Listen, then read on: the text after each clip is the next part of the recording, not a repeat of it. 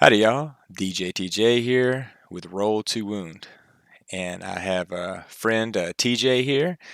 And let's tell the world a little bit about yourself, TJ. Hi, name's TJ. Not the DJ TJ like you, but just normal TJ.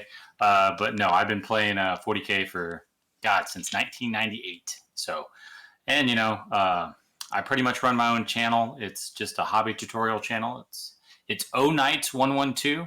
A lot of people like to call it OK Nights because it's fun that way.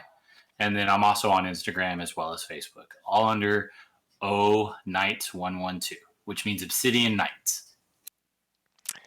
And I'll have all that information down in the description for you guys. Today's episode, we're going to be talking about gaming etiquette. So if you're a new player and you don't know what gaming etiquette is, hopefully by the end of this video or this little chat we're doing, that you'll have a better understanding. And maybe if you are a veteran player, maybe you can learn something. Hey, I was doing this wrong the whole time. That's why everybody hates to play against me. I don't know. So I guess I'm going to go ahead and kick it off. And, you know, the question is, what is gaming etiquette? I call it playing the game the correct way, being polite, taking your opponent's feelings into consideration. What would you think that gaming etiquette is, TJ? Pretty much just like you said, man. It's playing with intent, letting your opponent know what you're doing, uh, being courteous, having being just being nice to the fellow player across the game.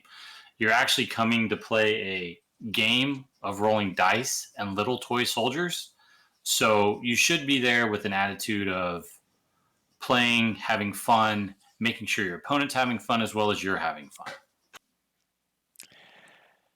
I agree. I got some bullet points. I got a list of some of the things that when we're talking about gaming etiquette that you can do as a player that might be helpful. I do enjoy the tournament settings. I enjoy casual settings, and some of these rules in a casual setting might be a little bit different than in a more formal tournament setting, especially if you're like last round final table of a major GT. You're going to treat that slightly different than if me and you are playing a beer and pencil games at someone's house. Um, so to kick it off, some guidelines. There's generally etiquette in the first thing you want to do is be on time. If me and you set up a game and we're most of us that play are adults and we're, you know, have lives and other things to do, and if I say, hey, 1 o'clock, let's play a game, I'm expecting you to make all efforts to be there at 1 o'clock. And if not, please let me know. Oh yeah, you're definitely right on that. Like, I mean, especially on outside games, the weekends, afternoon games, whenever. I mean, your best thing is be on time. I think that's great. Another one, I know another one of your bullet points is to have all your materials with you when you play. So that means dice, ruler, your tape measure, your rules, anything you need to play the game, have it with you when you show up on time. And I mean, if it's a beer and pretzel game, not a competitive game, but still any kind of game, you want to make sure that you're there on time is just huge, just like you said, Jason. Yeah, and there's nothing, and I'll admit I have a life and I have stuff going on, and sometimes, hey, I don't get out of the house right on time. But most of the people I play are my friends, so I'm able to shoot them a text or something. There are occasions where I am meeting someone else, and I've even called the game store before and said, hey, if there's a guy waiting for you there, tell him I'm on my way. Um, and on the other end of that, when talking the tournament setting, um, it's major. I mean, if I'm sitting at, I'm ready for round two and I've got my stuff and I'm ready to go and you're not there yet, you're affecting my game. I might have maybe a turn 3 or 4 army that really takes to the grind to get good, and I need all the time I can. And if you're not showing up on time, then you're hurting. You're hurting me and my chances at winning. Possibly extra points. Oh, that's totally true, Jason. Like, I mean, if you're at a tournament and it's round one or round two or whatever round it is, I usually try to get to the table 10 minutes before the round's going to start Because what I'll start doing is I'll get there and I'll start setting up the table, making sure, because in 40K is a little different from Age of Sigmar, but you have objectives. Sometimes the table may have to be set up a certain way or changed up, put your objectives down. But yeah, I try to get there early so I can have the table set up, have my army, on its display board ready so I can start deploying as soon as my opponent gets there. It's very important, to take time into consideration. I know in 40K on some of the tables, people start using chess clocks because, just like you said, if you want to get to turn 2 or 3 or 4, even 5, normally you may even want to use a chess clock just so y'all can make sure y'all both get the same amount of time as y'all are playing and having fun. Yeah, I agree. And the chess clock mechanic in competitive 40K and Warhammer play in general is a topic that continues to come up, and we'll see how that evolves over the years. Um, if you can get everybody on board with that, it'd be a very interesting dynamic. So after you show up, the next thing you sort of need to do is make sure you have all your junk, and bring everything you need. Occasionally we forget something at home, a ruler.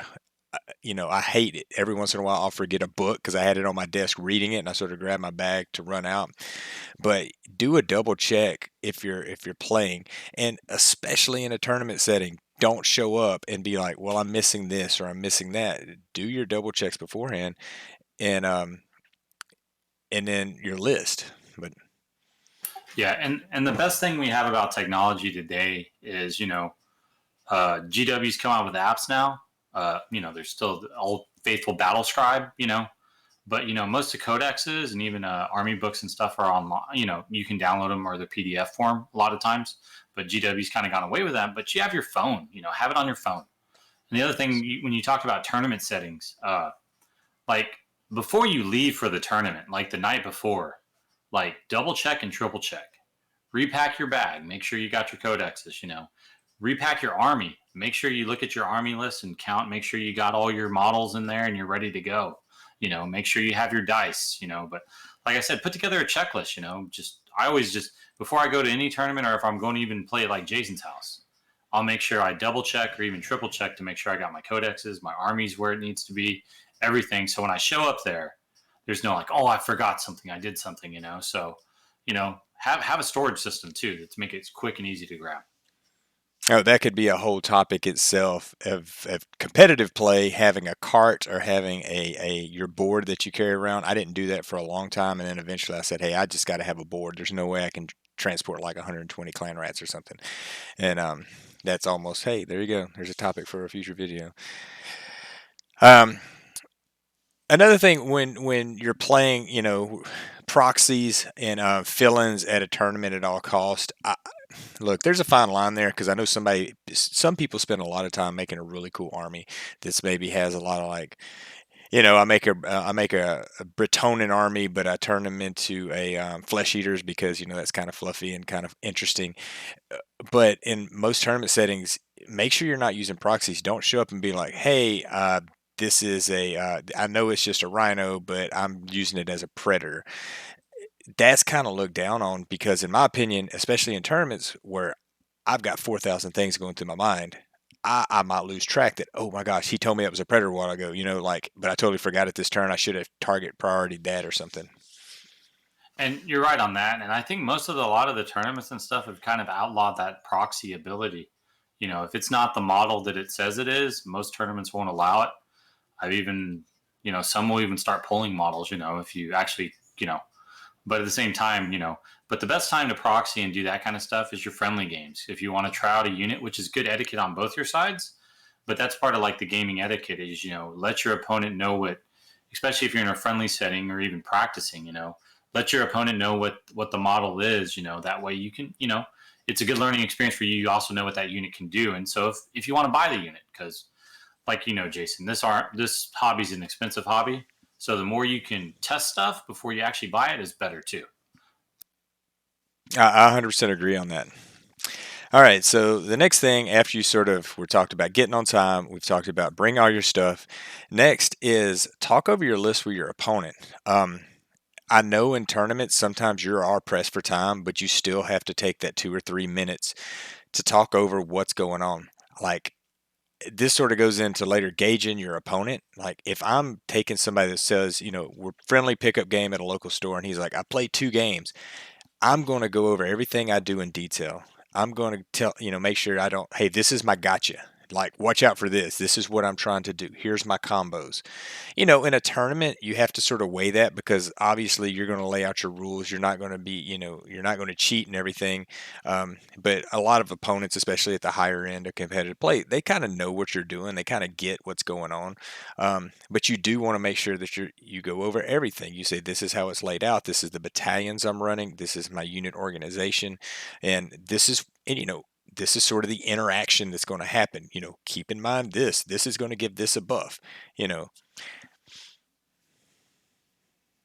Yeah, and you're definitely right. Like, especially in the tournament scene, even when you're playing a friendly game, I do the same thing. I go over my lists.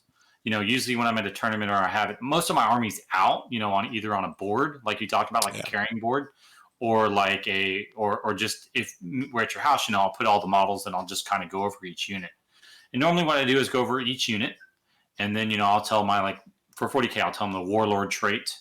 You know, any special rules and stuff that the army has in general. And but the other thing that I think is a good part of etiquette is to ask your opponent if you're confused on something or don't know what's going on. Like ask them, like, and for instance, in 40K, do you have, like, a lot of people will ask on the table, do you have anything that gives me a negate to hit you? Do you have anything that'll what's another big one? Do Deep you have strike. anything that'll, yeah, deep strike? That's number one thing I'm Yeah. asking. Is there anything that's going to come in from reserves, deep strike, flanking, something weird like that doesn't do a standard deployment? Oh yeah, that's huge. And then then it's asking, hey, do you have anything that'll make me go last in close combat? Do you have anything that can move twice or advance or charge and stuff like that? Just stuff that makes movement better. Because, like we'll talk about probably in another video, movement is such a big part in any game that you need to know what people can do in movement, because that affects the entire game. So those are kind of questions you want to ask and determine when y'all are doing that back and forth, that good etiquette before y'all start playing, of like just questions to ask too as they're going over their army list. Yes, and it's one of the most important things. And one of the points I want to bring up, in some games there are, I can't think of anything right now, but I know there are games where maybe rules would be secret, maybe certain abilities might be secret. But in general, especially with Age of Sigmar, if I ask you like, what does that do? You can't. You have to tell me. You have to be upfront.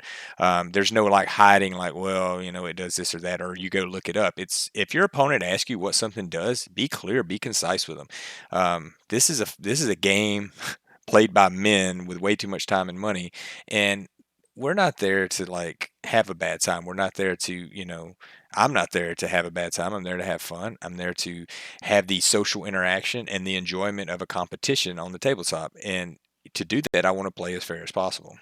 But I mean, that's totally true. And then the fact is like, I'm going to spend probably the next 2.5 hours at a tournament with you. So I want to try to make that next 2.5 hours I'm about to spend of my life with you an enjoyable experience for both of us. Especially even on friendly games, because most of the time with friendly games, you're, shooting a beer, drinking, having fun or whatever, just rolling some dice. But you want to have fun. You want to enjoy what's going on the battlefield. The last thing you want is that weird etiquette interaction where you ask someone something and they're like secretive, or they're just kind of like, well, it does this, and be like, oh, I thought it did this, and that kind of stuff. Like you said, you want to be clear, concise, and make sure, hey, here's the rule if you want to read it, that kind of thing, so they can understand on what's going on too. so, sort of moving along the list of how you set up a game and play with good etiquette, the next thing that I like to go over is the mission and the table setup. Talk about the mission. If it's a GT, pull out the packet. What mission are we on? If you and your buddy are rolling a dice to see what game, read the mission out loud and talk through that. Especially like, hey, if you haven't played this in a while, what do we need to do again? Like have a good understanding so you both understand y'all are playing the same mission at the same time. Yeah, definitely going over scenario, like what your objectives are. Yeah. In 40K, you pick up secondaries now. So, the book has a secondary mission because now everyone's playing out of the big rule book. So you have secondary missions. You want to make sure that you know what those secondaries are. Your opponent knows what you're trying to do. You know what your opponent's trying to do. So like anything, it goes back to the etiquette part. If you have a question and you're confused on what their objectives are, ask them. So you get clarification. And then the most important thing is make sure you really look over the map you're about to deploy on and get the measurements right. Because if you screw up those measurements, man, oh god, it could really put a hurt on you if you set up something wrong.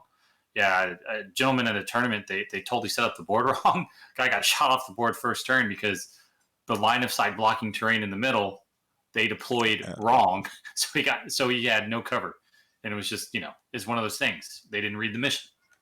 And that leads right into the terrain piece, which I know pretty much most of our tabletop games that I can think of all have terrain of some sort. And most of these terrains have interaction rules. Every game that I play, you need to go over terrain. Sometimes you walk up to a board and it's pretty standard and you can say, okay, that's a forest. This is the footprint of the forest. It's really easy to see. Sometimes there's really odd pieces of terrain and the way they're laid out. Like, hey, are we counting this one piece as a ruin, or is it all the pieces that are connected form a big ruin? And hey, is this line of sight blocking? Is this impassable?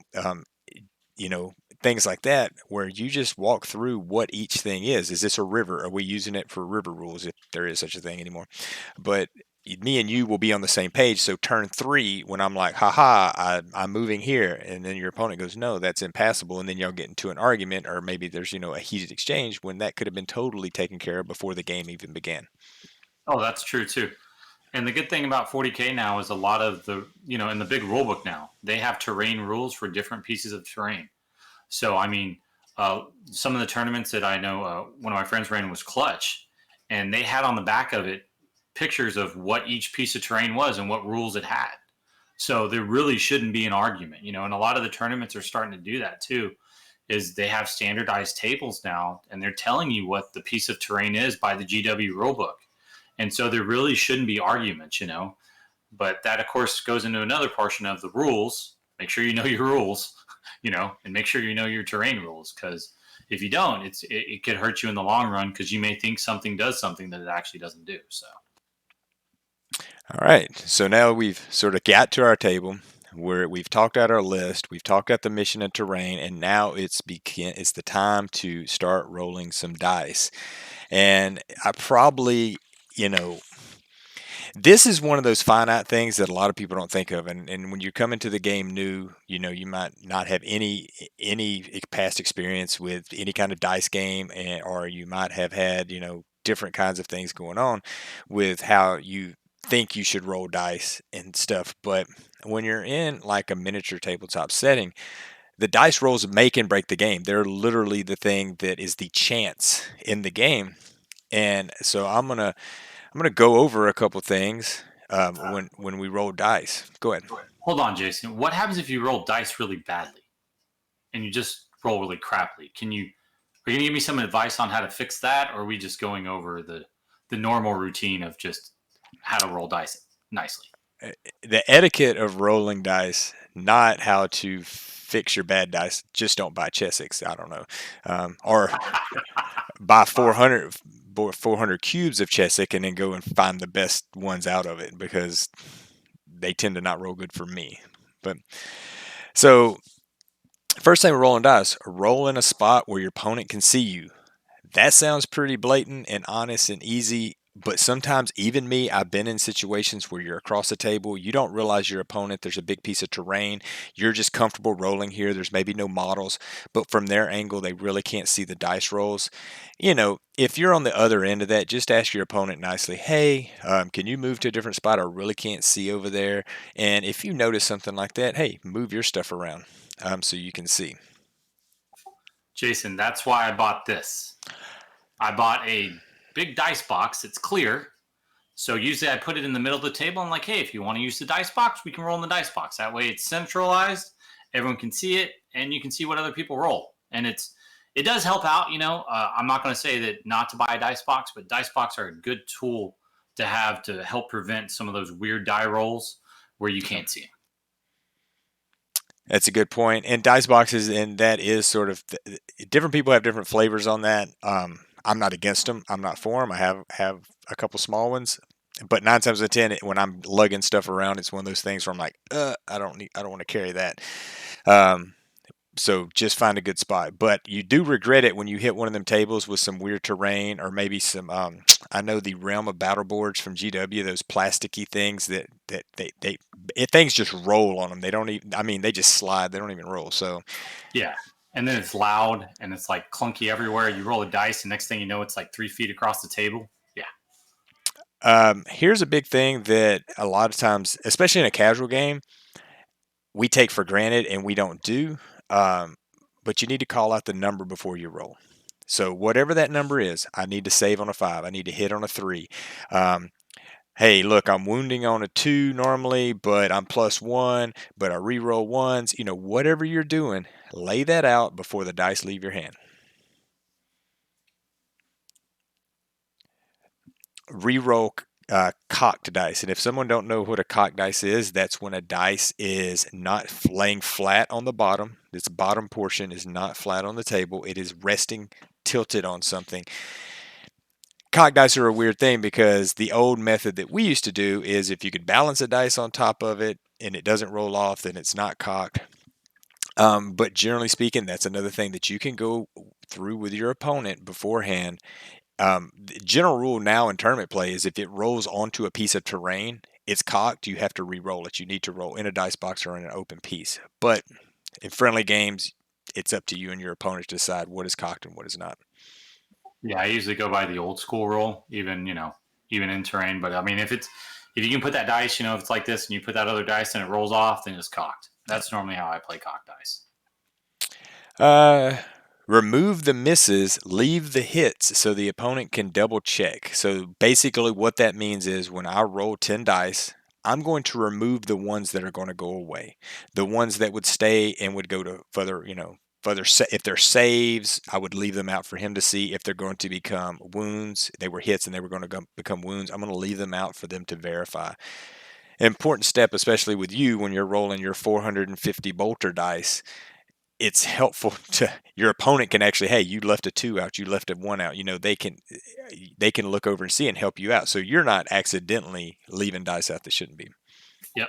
And the thing I like to do on rerolls is normally I roll it in my dice box, and my rerolls I'll roll outside of my dice box so they don't get mixed up or something of that nature too. Because and a lot of stuff has a lot of rerolls nowadays. So I always try to keep those separate to let them know that this is now I'm going to reroll those dice that failed to wound or hit over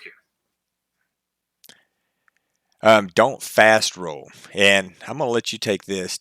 And if somebody said, hey, he's fast rolling, what does that mean to you? I've never seen. I don't even know what that word means, but I've heard it. I've probably never quite experienced it. I think because normally when people roll, the only thing I can think of fast rolling is like somebody rolls, picks up, and then rolls again really quickly. And like to me, that's just bad etiquette. So I've experienced it in the past with a player. Fast rolling generally is when someone rolls the dice and they're picking up the dice before you've had a chance to verify what they're rolling. So if I roll 10 dice and I say, hey, I got 5 hits and I got 5 hits, 5 misses, he pulls the misses with one hand and he already picks up the hits with the other and he's rolling before I've had a chance to visually verify, like, yes, those 5 were hits. That's generally considered fast rolling. They're just moving so fast. You're like, what are you rolling? And I'll be honest, there's been occasions, I try to talk through and walk you through everything I'm doing. And sometimes I might be on step 3, but you're sort of looking at a list, you're looking at a tactic, and you look up like, where are you at? Like, and then that's the time where you just need to slow down. Oh, I'm sorry. Let me slow down, lay my process out to you again. This is what's happening. Yeah, that's not a good feeling when you look over there and they're rolling like really quickly and you can't even see what's going on. Yep. And plus now, like a lot of people, I'm getting older. I don't know about you, but it's harder for me to see nowadays. So when they're rolling the really small dice, I'm kind of like, is that a 2 or 3? Oh, okay, it was a 3. Well, And it's so I'm getting almost older now. I have to wear my glasses now when I play, so it's getting bad. almost a separate topic in general, but like when someone plays, I can't buy translucent dice because I see the pips on the other side, and I can never see them from a distance away. So I'm always looking like, what are you rolling? And that's personally to me too. When I go to buy dice, I'm buying something that has a big contrast, so it's easy for me to tell as well. And speaking of that, this is a personal thing. I know that some people might not agree, but personally, I don't buy dice that have symbols on the 1 and the 6. I don't like that. Even if they're different, obviously they should be different symbols, but I don't like that because that is so hard to keep up with. Yeah, you are right. And the worst part about what you just said is a lot of the GW dice do Yeah. that, which makes me angry because I really like some of the when the GW puts out like your army specific dice, like the Space Wolves dice they just came out with. I want to start playing Space Wolves, but same thing. They have a skull on one side and the wolf's head on the other side, And and I'm I'm just like, you can tell the difference, but still, it's one of those things. Some tournaments I've heard outlaw that. If they yep. come over and they catch it, they will tell you not to roll those dice. So It's super hard to keep up with. Um, Another one, it sounds very simple. Don't drop dice, actually roll them. Usually you don't see this. Sometimes you occasionally see it with somebody's playing with some big casino dice or something weird where they're sort of dropping it, like I'm just going to drop it down instead of actually shaking it and putting a roll where the dice hits the table and it actually makes some revolutions.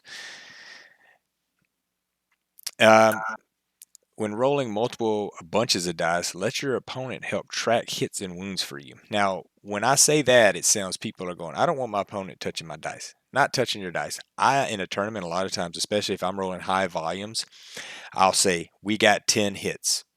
Can you track that for me? And that allows them, they can pull out, usually we'll pull out a couple D6s and they'll roll it to their sixes, or they'll pull out their, like a lot of times I'll just pull out my saves already. I'm like, all right, I got 10 right here.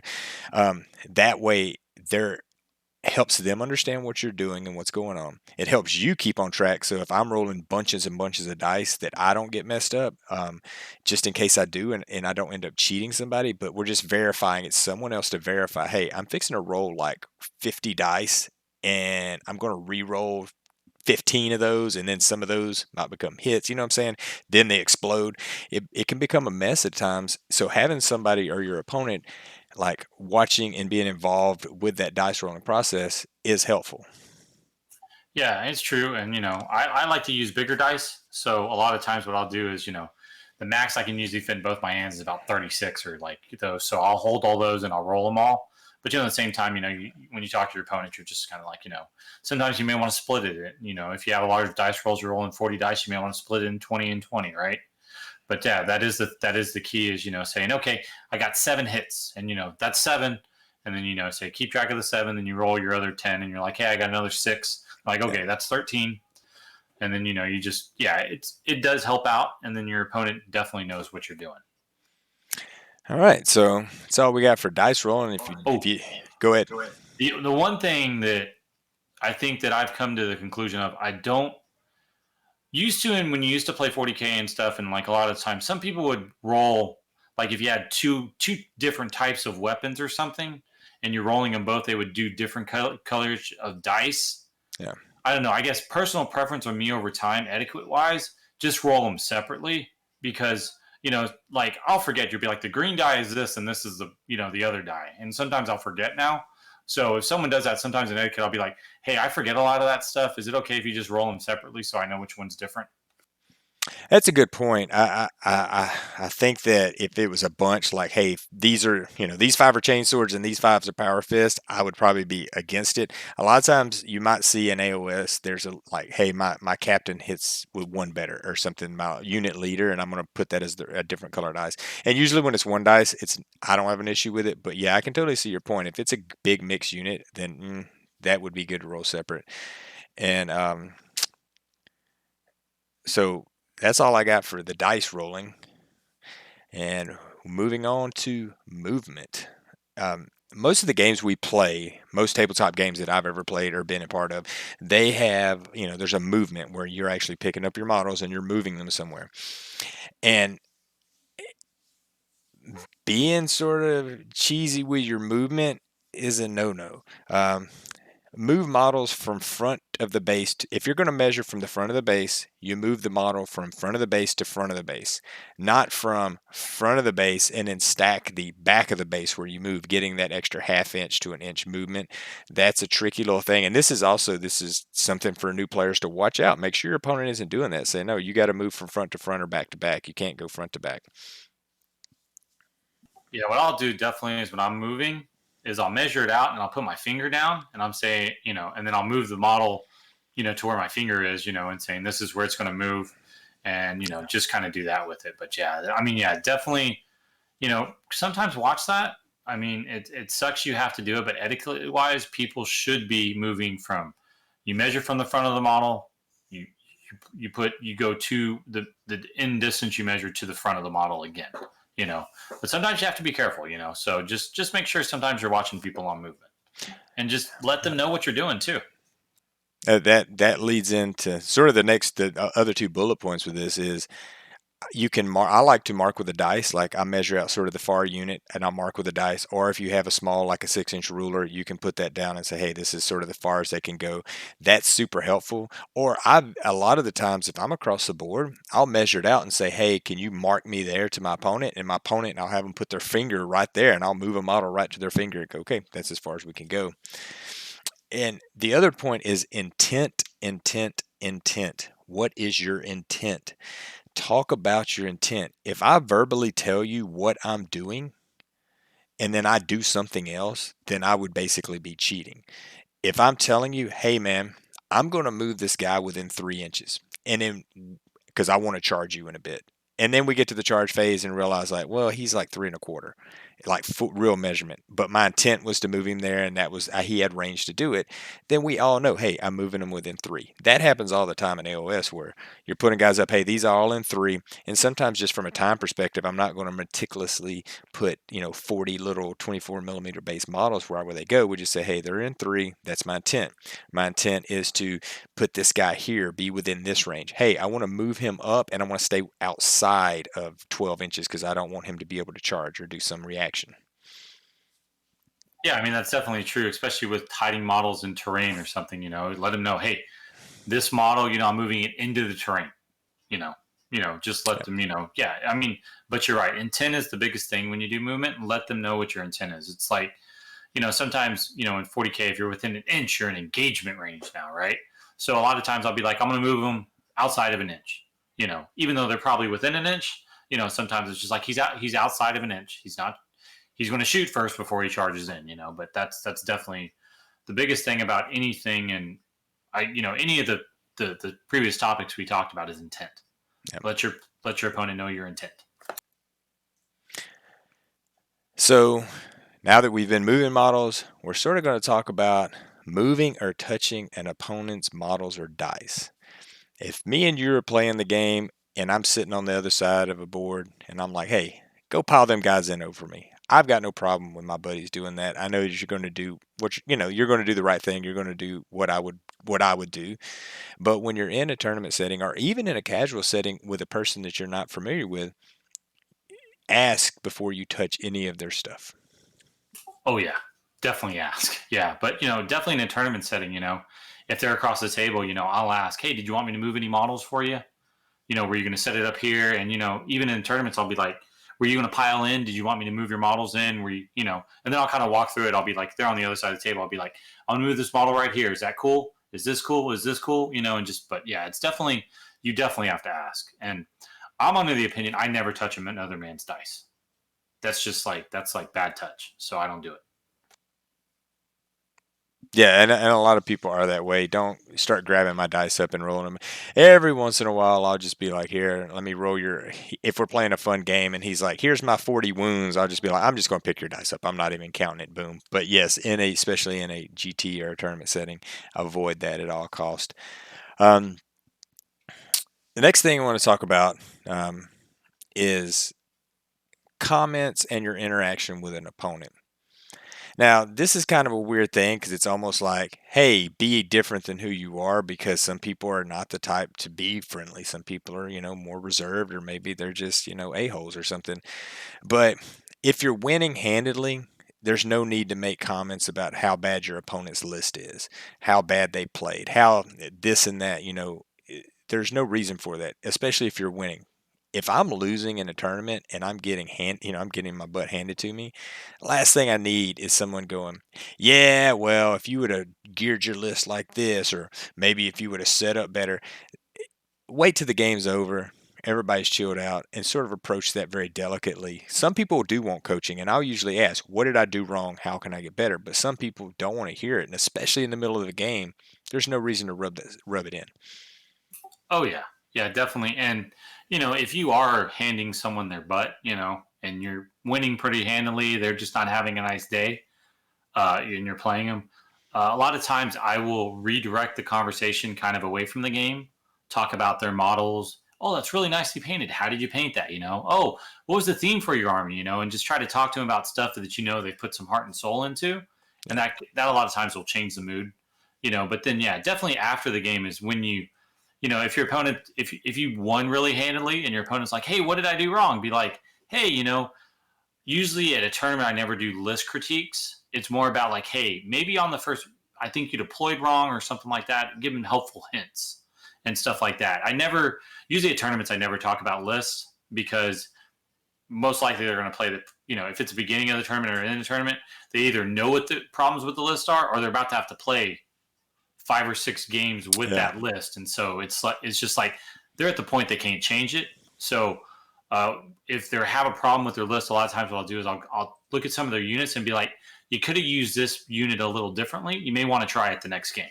It may help you out. Like instead of, I've coached people before, talked to people, they didn't deploy assault units properly. I was like, those are assault units. Just run them off the table and get them in close combat as quick as you can. They're not going to do any good standing back there while I shoot them to death. So those kind of things. Yeah, and that leads into too how you interact with your opponent. One of the first things I do, I gauge. And like I said, I love competitive play. I'm not the greatest at it, but I still love the tournament scene.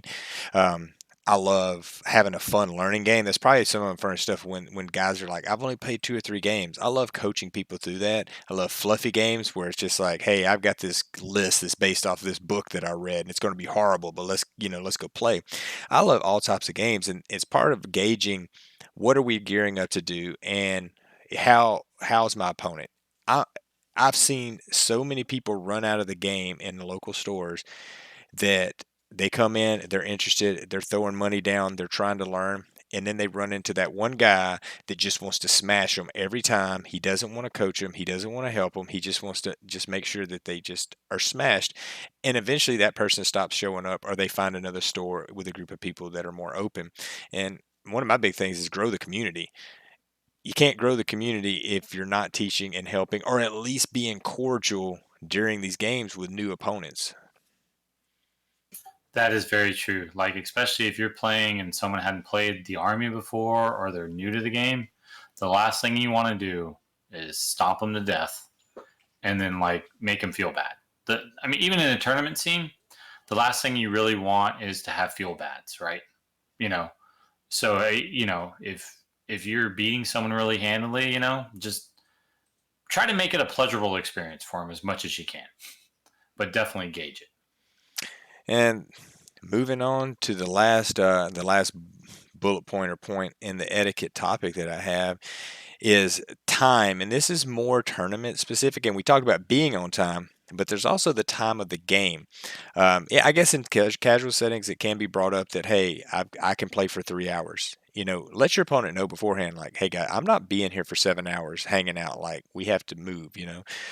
But in a tournament, I know this happens almost every game that I've played. You get down to that last 35, 40 minutes, and y'all have to make that last turn decision. How are we breaking it? How are we going to split the time remaining? And a lot of tournaments now, especially GTs, have rules in the packet for that.